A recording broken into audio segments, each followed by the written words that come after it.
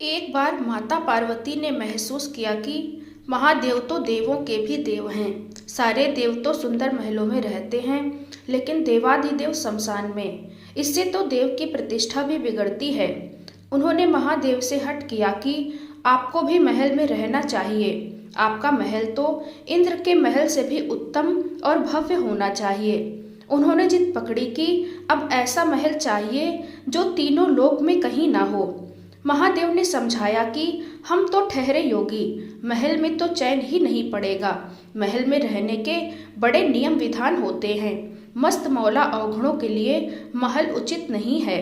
परंतु देवी का वह तर्क अपनी जगह पर कायम था कि देव यदि महल में रहते हैं तो महादेव क्यों शमशान में और बर्फ की चट्टानों पर।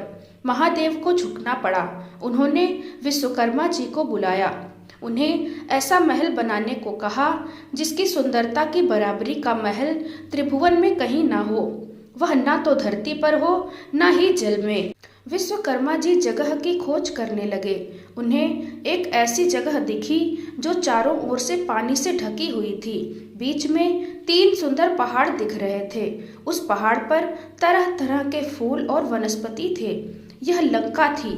विश्वकर्मा जी ने माता पार्वती को उसके बारे में बताया तो माता प्रसन्न हो गईं और एक विशाल नगर के ही निर्माण का आदेश दे दिया।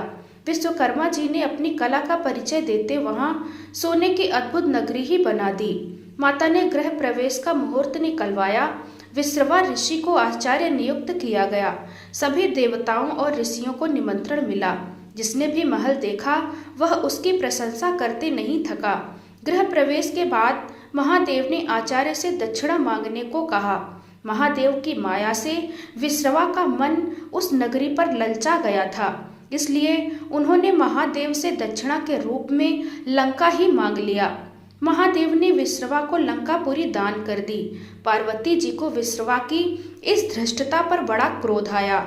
उन्होंने क्रोध में आकर शाप दे दिया कि तूने महादेव की सरलता का लाभ उठाकर मेरे प्रिय महल को हड़प लिया है।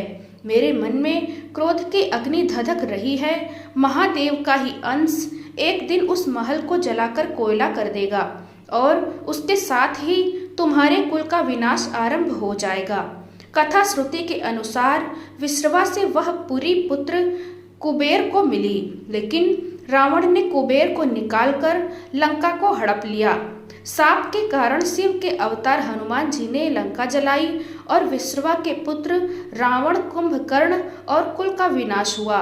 श्री राम की शरण में होने से विभीषण जी बच गए।